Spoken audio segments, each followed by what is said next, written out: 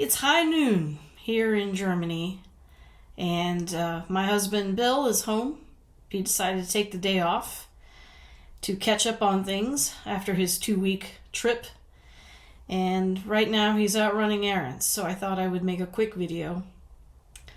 First of all, as you might have seen in my post today, somebody left me a comment last night saying they were going to report Tweet Caroline. And I'm not upset about it. I personally don't see why they would do that. There's really nothing in that song that is... There's no swearing. Yeah, it's not a violent song. I guess if you're a fan of Caroline Levitt, then perhaps, maybe you don't like it, but I don't know that song is really going against YouTube standards, but we'll see. We'll see if they decide to penalize me for that. Thank you. May I have another? But I don't want to talk too long because, as I have learned, it's a waste of time. It's a waste of time to speak too long about anything on this platform because most people don't listen to the whole thing. It's the same problem we have on social media when someone shares an article and people react to the headline. They don't actually read. And okay, there are times when you don't want to because it's behind a paywall.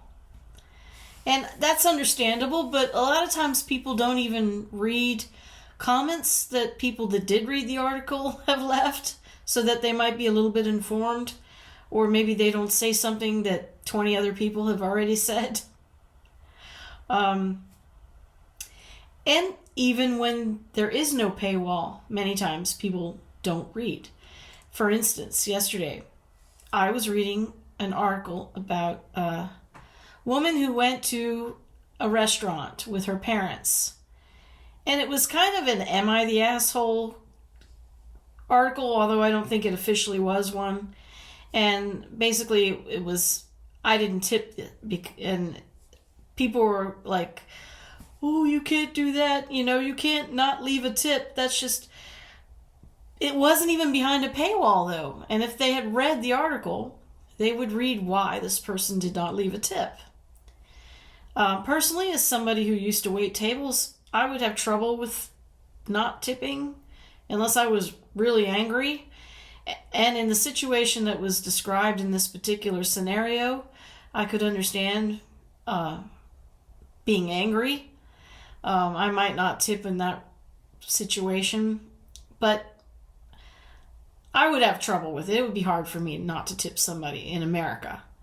Not every country does the tipping thing, but I know in America that's what you have to do because the wait staff is not getting paid in most situations. They're not really. $2 an hour or whatever, depending on what state you're in, obviously. But this person was upset because they had asked the waitress about fajitas. And, was it enough for 2 people? She said yes.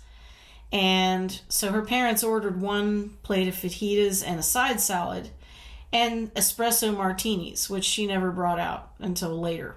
And then she kind of fibbed about why she didn't bring them out. And then it turned out that the fajitas were not enough, and then she forgot to bring the salad. And when they complained to the manager was unhelpful and belligerent. So in that situation, yeah.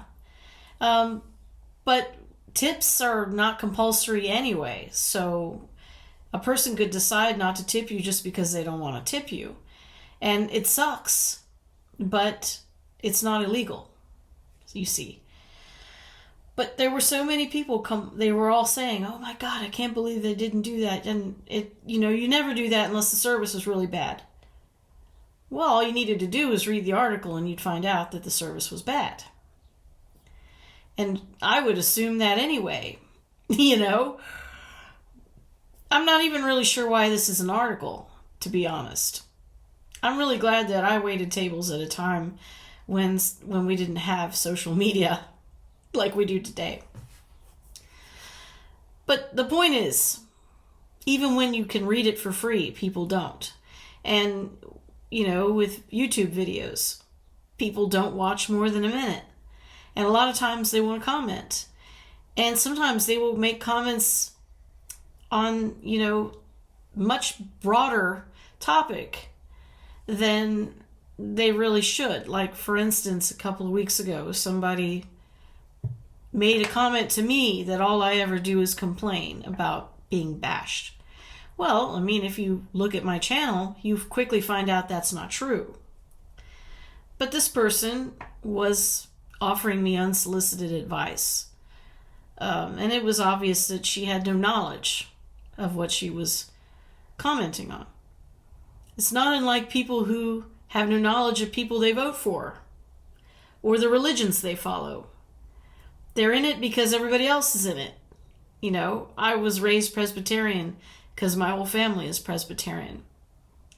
And it wasn't until I was much older, in spite of going to church every week, because I was forced to, it wasn't until I was much older that I actually learned what the beliefs were. And this was even after taking a confirmation class. The same goes for politics. For many years I voted Republican because I grew up in a small southern Virginia town. And everybody in my family and my friends, they all voted for Republicans.